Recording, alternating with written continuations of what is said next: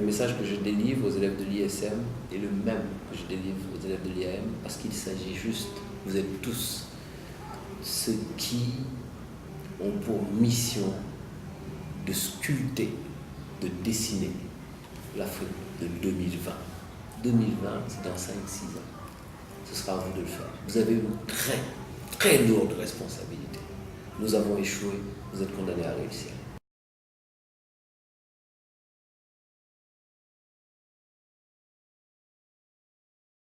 Qui disait qu'un prince qui a des mauvais conseillers est un mauvais prince. Quelqu'un qui est bon, il doit avoir autour de lui des gens bons. Et parmi ces bons, il doit choisir un capable de lui succéder. Un ou deux ou trois d'ailleurs, pour ne pas que ça passe, c'est moi qui choisis celui qui vient, mais au moins 2 ou 3, et en disant voilà, qui les prépare. Et après qu'il laisse le système prendre le meilleur. Oui, c'est ça. Et pour ça, il faut savoir partir à temps, il faut savoir préparer son successeur, il faut faire confiance aux jeunes.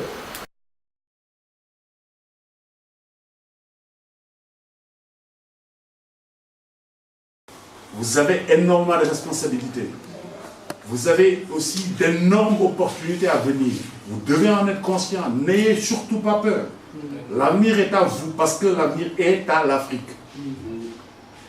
Il n'y a pas à dire. Moi, j'ai fait le discours que j'ai fait à la rentrée solennelle de 2010. J'ai dit, le prochain Eldorado, c'est l'Afrique.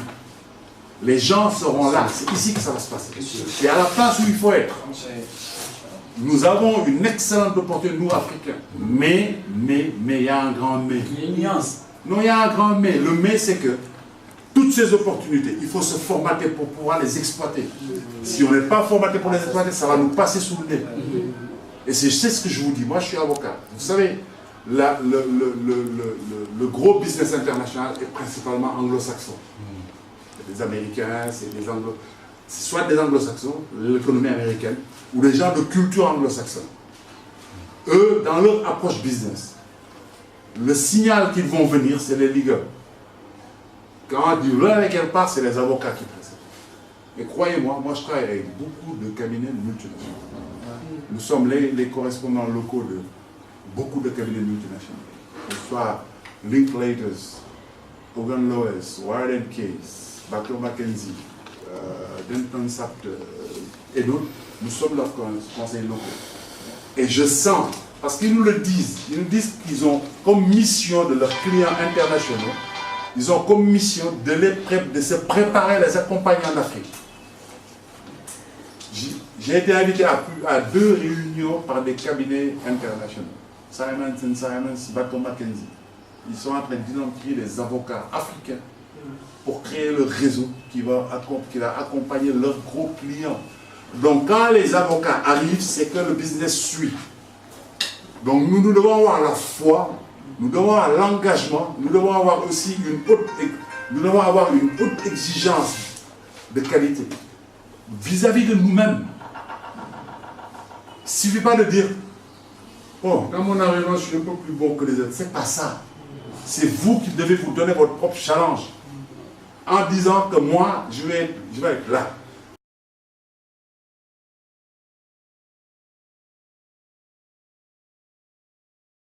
Je vous parle du stage parce que quand j'entends quelquefois les stagiaires venir en disant voilà, je suis stagiaire, qu'est-ce que je gagne? Il n'y a rien à gagner quand on est stagiaire parce qu'on n'est rien du tout. Au contraire, si quelqu'un doit payer, c'est le stagiaire parce qu'il fait perdre du temps aux gens.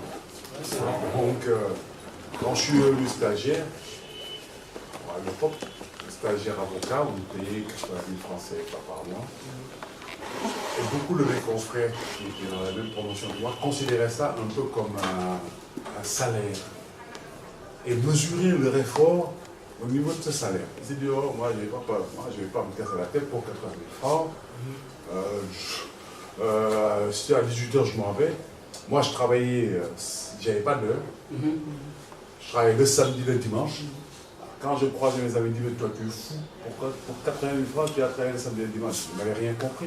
Je ne vais pas travailler, je vais apprendre. Ouais, c'est vrai.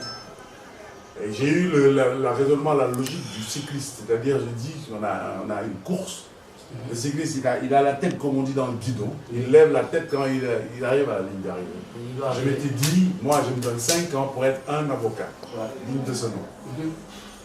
Et je ne compte pas mes efforts. Je ne raisonne pas comme si ce que je faisais profitait à mon patron. Au contraire. Et quand vous arrivez en stage, dans tous les cadres d'ailleurs, moi, en tant qu'avocat, pour vous donner l'exemple d'avocat, vous arrivez dans un cabinet d'avocat, vous êtes stagiaire, tous les vieux dossiers dont plus personne ne veut, les dossiers les plus pourris, on vous les file. Bon, certains ont le réflexe de dire, ah non, non, non, c'est pas sérieux, pourquoi on me donne ça, moi je viens.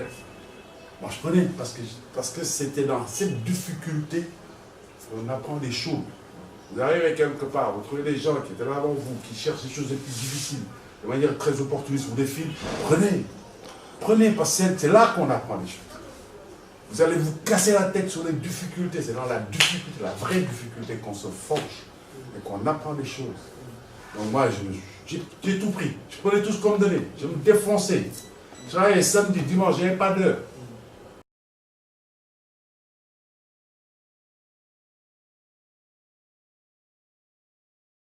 Et je dis, c'est très bien d'avoir peut-être des défis, peut-être d'être dans un pays où il y a des défis, parce que les motivations peut-être sont plus fortes, si on a la possibilité de les réaliser. Et c'est ça que je crois que le Sénégal a un bon équilibre, parce que l'accès à la scolarité, c'est vrai, la scolarité publique a beaucoup de shortcomings, de problèmes, mais l'accès à la scolarité est là, et donc peut donner les instruments aux jeunes, aux enfants de se développer envers pouvoir réaliser leur potentiel.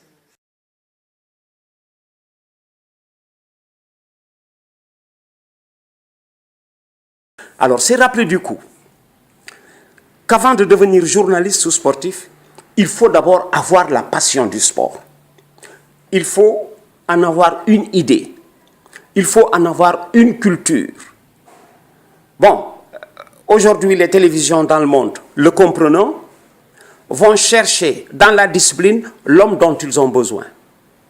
Je savais lire dans un match de football. C'est ce que Moustapha Gueye est en train de faire aujourd'hui dans l'œil du tigre, si vous regardez l'émission, à TFM. Ce que Moustapha Gueye décortique dans un combat, mais il faut être un lutteur ou un spécialiste de la lutte pour pouvoir faire ce commentaire. Un journaliste ne peut pas le faire. Je dis à quelqu'un, vous conduisez votre véhicule, vous connaissez votre véhicule, vous le conduisez très bien, mais s'il tombe en panne, vous allez chercher un mécanicien. Vous savez le conduire, le véhicule, mais vous n'avez pas appris à le dépanner. C'est la même chose avec le public qui regarde un match de football, mais qui doit laisser, comme on dit, le décortiquage à des spécialistes, que sont des footballeurs et des entraîneurs. Voilà pourquoi j'ai souvent dit, attention, il faut en avoir la culture. Mais malheureusement, aujourd'hui, c'est un rush. Le rush est si généralisé qu'il vous arrive d'entendre des propos peut-être inexacts. Des propos inexacts. Parce que celui qui tient le commentaire n'a pas la culture de la pratique.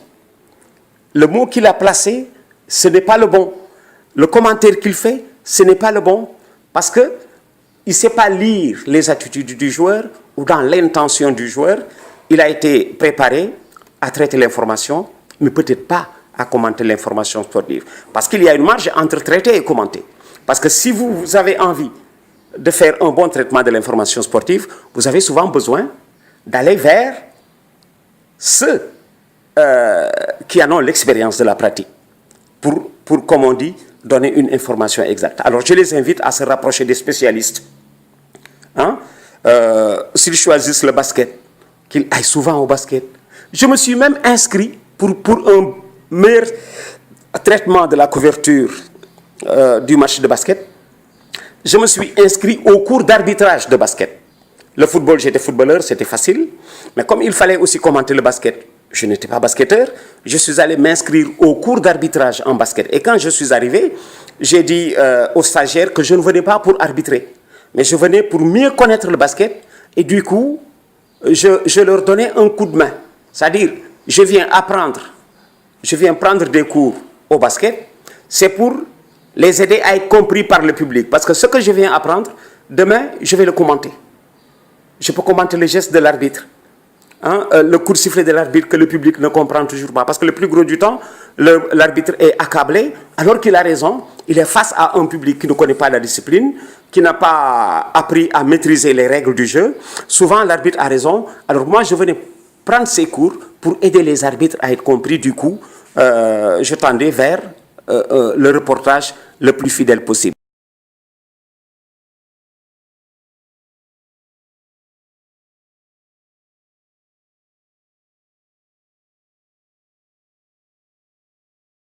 Si on parle de business au Sénégal, ça sonne lourd quoi, parce que souvent business, parce que vendre du job, ça, c'est du business, c'est faire des affaires quoi. Mais bon, comme nous on est un peu, tu vois, on est un peu francophone, si on parle de business, machin et tout, mais maintenant tout le monde se retrouve dans le concept en fait. Ouais, moi je fais du business parce que machin, tu vois. C'est avoir en fait de la vision, parce que nous en fait, bon, parce que en tous les sports en fait, quand vous voyez maintenant ce qui se passe avec FIFA, CIO, machin, tu vois, parce qu'il y a autant d'argent. Et on ne peut pas parler d'argent sans ne pas parler de business, en fait, tu vois. Et nous, on l'a compris, Dieu merci, très tôt, tu vois. Parce que quand même, quelqu'un qui peut attirer, en fait, autant d'intérêt, au niveau national, international, machin, tout ce qui gravite autour de cette personne doit être, tu vois, doit être vendu, doit être réfléchi, doit être, tu vois, marketé. Tu gagnes un combat, tu t'organises en fait pour faire des conférences de presse, travailler ton image par rapport avec des sociétés multinationales, Nestlé, Mobile, machin, tu vois, et vendre ton image à ces gens. Faire de telle sorte que l'image de Titan soit en fait un support de communication. Et ça, en fait, il y a un retour en fait de gain qui doit s'opérer par rapport à cette opération. C'est le business en fait de la lutte, en fait, en dehors de l'aspect champion, gagner un combat au père, comment gérer son image de telle sorte qu'il y aura en fait ce qu'on appelle en fait des produits dérivés en fait de l'image du champion, son comportement, tu vois.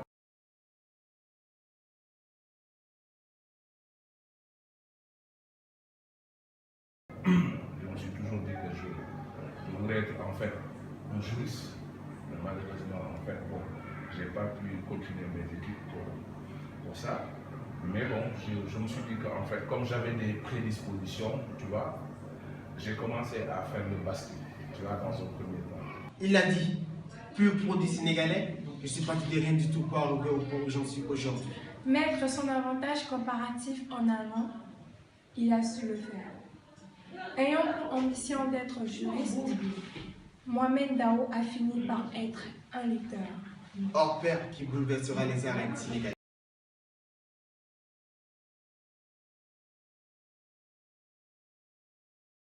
Ce concept, en fait, ça m'énerve, en fait. Pourquoi ça m'énerve, en fait? Il faut que les Sénégalais apprennent à se respecter. Parce que souvent, je l'entends à des télévisions. Je donne par exemple l'exemple de la TFM. Mais Youssou Ndour, c'est un musicien. Si Youssou Ndour n'avait pas chanté, ne faisait pas des tournées internationales, brasser de l'argent, aller investir en fait dans la télévision, employer des bac plus 4, bac plus 5, ces gens-là, ils n'allaient pas dire ça. Est-ce que vous voyez ce que je veux dire? Il faut pas, en fait, il faut un tout pour créer un monde, en fait. Des gens ont la chance d'aller à l'école, tu vois. Apprendre et être intelligent, c'est yalla à yalla, ça n'a rien à voir, tu vois. On peut être intelligent et ne pas aller à l'école, comme on peut aller à l'école et ne pas être intelligent, tu vois. Il faut que les gens respectent les Sénégalais. Quand je dis ouais, musique, lutte, danse, les lutteurs, qu'est-ce qu'ils font? Ils gagnent de l'argent dignement et honnêtement.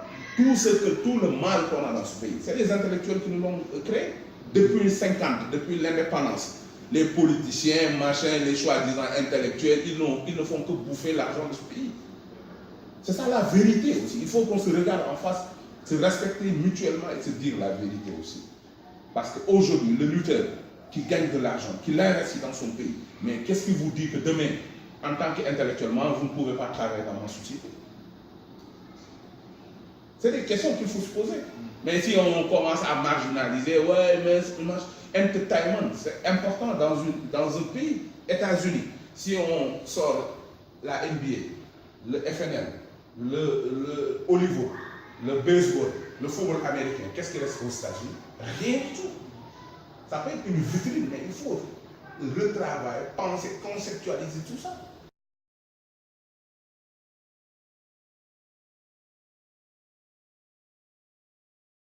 Et quand nous sommes arrivés, il y a eu beaucoup d'avocats pour nous dissuader d'embrasser cette carrière, particulièrement moi qui étais la jeune fille.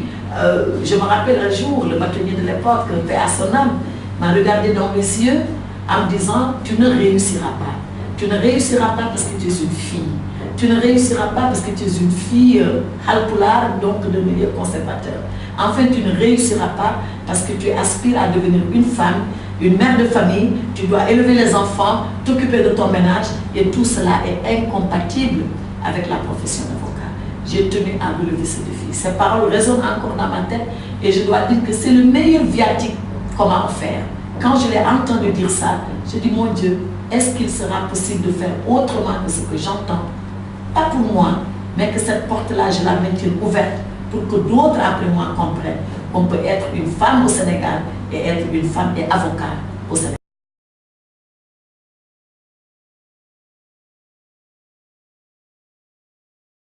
Vous êtes très jeune et c'est un monde où les gens privilégient l'argent, où les gens privilégient d'aller très vite. Même si vous devez marcher sur des cadavres, c'est pas grave. Ça, c'est quelque chose qu'il faut que vous évitiez dès le départ.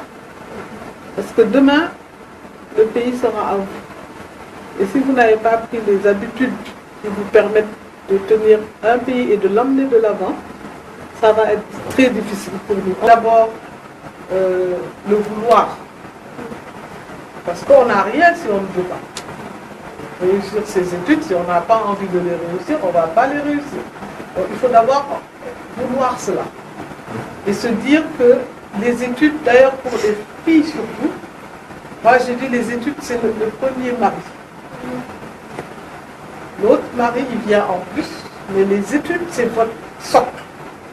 C'est ça qui vous permet demain de pouvoir faire des choix dans la vie. Mais quand on ne fait pas d'études, on peut être très limité parfois.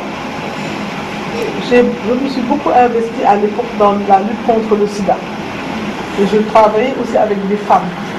Et qui m'ont dit, madame, travaillez plutôt avec aussi nos enfants. Parce que ce sont ces enfants-là qui vont peut-être prendre certaines habitudes qui ne sont pas trop dépendantes. Moi aujourd'hui, même si mon mari va à droite, à gauche, tout ça, qu'est-ce que je vais faire? J'ai des enfants, je n'ai pas d'argent, je n'ai pas de métier. Parce qu'on allait beaucoup dans les quartiers populaires. Donc pour moi, les études, c'est vraiment la porte déjà d'entrée à une vie meilleure et à une plus grande contribution à la marche de notre pays. Il n'y a pas que ça. Il n'y a pas que les études. Les études doivent être sous-tendues, et je le répéterai encore, par des valeurs. Si vous voulez faire vos études, je vous dis un truc comme ça, mais que vous allez truander les gens, que vous faites de la prostitution clandestine, que vous faites tout ça d'abord, c'est bien pour vous, c'est votre problème. Mais sachez que ça, vous aurez un handicap quelque part. Parce que les valeurs que vous voulez prôner, vous les avez mises un peu de côté pour pouvoir faire quelque chose. Et c'est pour ça que les valeurs sont importantes.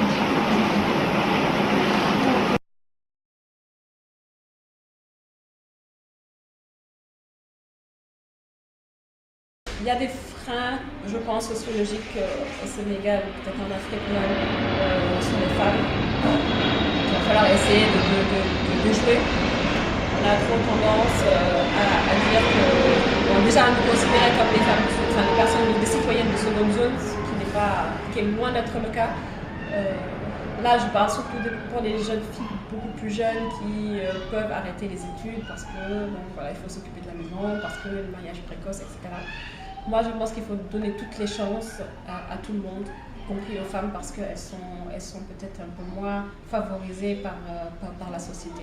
Ce que moi, je vous conseille de faire, c'est ne regardez pas le fait que vous êtes des filles. on va vous mettre de côté ou parce que non, avancez dans la vie sans complexe. Avancez en vous disant que ce que mon collègue garçon sait, je le sais. Il a ses aptitudes, j'ai les miennes, j'en ai peut-être plus, j'en ai peut-être moins, mais c'est moi par rapport à moi en tant que personne humaine et pas en tant que femme. Ne pas jamais être complexé parce qu'on se dit bon, j'aurai moins de chance parce qu'on ne me donnera pas ce poste, parce que, etc. Ne vous posez pas cette question, vous avancez. C'est, je pense, seulement votre compétence qui vous permettra de faire la différence.